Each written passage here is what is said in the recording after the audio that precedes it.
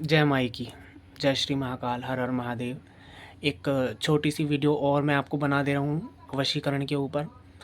सबसे पहले मैं आप लोगों से रिक्वेस्ट करूँगा, चैनल पर जो बच्चे नए हैं चैनल को सब्सक्राइब करें, लाइक करें, वीडियो को शेयर करें, कमेंट करें कि जानकारी आपको कैसी लगी। तो देखिए आजकल ये बहुत चल रहा है कि मतलब आजकल जो ट्रेंड चल रहा है एक, कि हाँ मतलब होता है ना, जैसे बॉयफ्रेंड गर्लफ्रेंड में रिलेशन है और फिर अचानक से ब्रेकअप हो गया, रिश्ता टूट गया। तो वो क्या होता है, वो बच्चे बेचारे बहुत परेशान हो जाते हैं। वो सोचते हैं कि किसी तरीके से हमारा खोया हुआ प्यार हमें मिल जाए।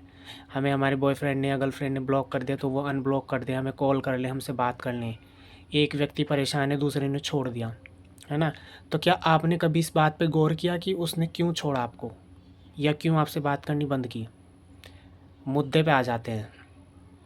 जो बात की जड़ है उस जड़ को पकड़ने की कोशिश करिए भाइयों और बहनों, बच्चों, माता पिता, सभी जो वीडियो देख रहे हैं।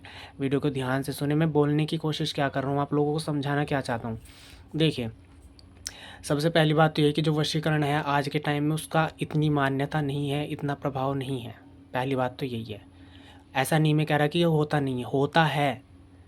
लेकिन मैं ये कहता हूँ कि लड़ाई झगड़ा हो गया, एक इंसान आपके साथ में नहीं रहना चाहता, समय बिताया, आपके साथ टाइम पास किया, आपके साथ में गलत किया, मैं उस चीज़ की आपको फीलिंग आपको समझ रहा हूँ। लेकिन अगर रिश्ता आपका टूट गया है, ब्रेकअप अगर हो गया है, तो वो क्यों हुआ, उस बात को सोचिए। किस बात के ऊपर वो ब्रेकअप हुआ, उस बात को समझिए और उस बात को सुधारने की कोशिश कीजिए। क्या पता आप उस बात को सुधारने की कोशिश करें, हो सकता है आपकी गलती हो। अगर आपकी गलती है तो आप अपने पार्टनर को बोल सकते हैं कि हाँ मेरी गलती, मुझे माफ़ करें, है ना।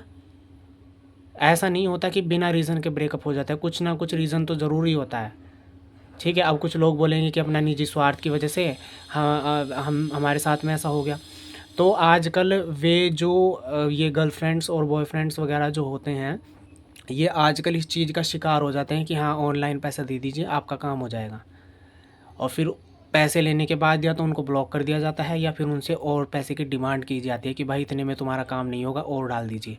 सपोज़ कीजिए बंदे ने 5,000 रुपये डाल दिए कि हाँ मेरा काम हो जाएगा, और उनको बोला जाता है कि आधे घंटे में 2 घंटे में आपके पास पार्टनर कॉल करेगा, आपका रिलेशन बन जाएगा, दोबारा से पैचअप हो जाएगा। लेकिन ऐसा मेरे पास केस आ चुका कि हाँ भाई हमने 5,000 रुपये दिए थे और 2 घंटे बाद हमें बोला गया कि 5,000 और डालो। तो उसने कहा कि मैं कहाँ से दूँ, लड़की थी वो एक, ठीक है, नाम मैं नहीं बताऊँगा। तो मैं ये आप लोगों को नीचा दिखाने के लिए या किसी भगत को या किसी सिद्ध पुरुष को मैं ये नीचा दिखाने के लिए नहीं बोल रहा हूँ। मैं, मेरे मन में आप सबके लिए बहुत रिस्पेक्ट है, ठीक है।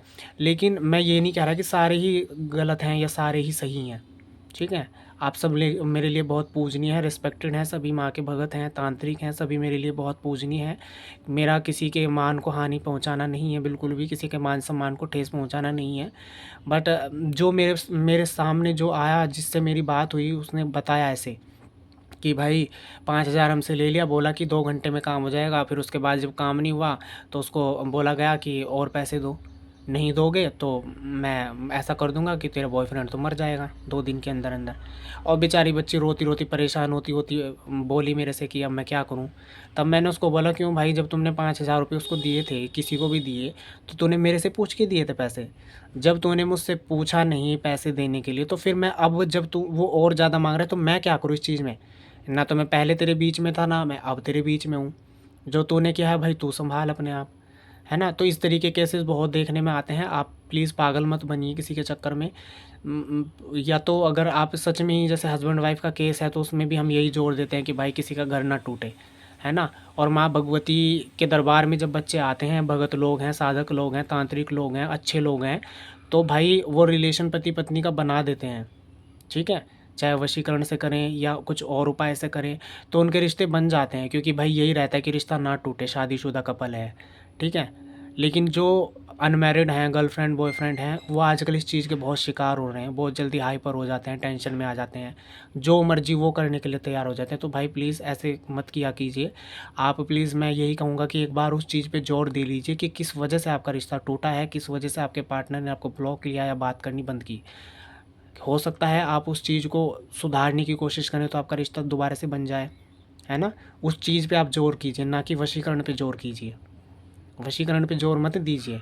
कितना दिन आप रख लोगे? ऐसे किसी को ज़बरदस्ती वशीकरण करके कितने दिन आप रख लोगे, ये बताओ? तमाम ज़िंदगी के लिए नहीं, ज़िंदगी के लिए ये भी नहीं होता। 2 साल, 4 साल, 5 साल, उसके बाद क्या होगा फिर आपका? बताइए, कब तक वशीकरण करवाते रहोगे? तो प्लीज़ थोड़ा चीज़ों को समझने की कोशिश कीजिए। ऐसे किसी की बातों में मत आकर पागल मत बनिए, और उस चीज़ पे ज़ोर दीजिए, माँ से प्रार्थना कीजिए, उस चीज़ को समझने की कोशिश कीजिए कि किस वजह से आपका ये सब रिश्ता टूटा है, उसको जोड़ने की कोशिश कीजिए, समझाने की कोशिश कीजिए।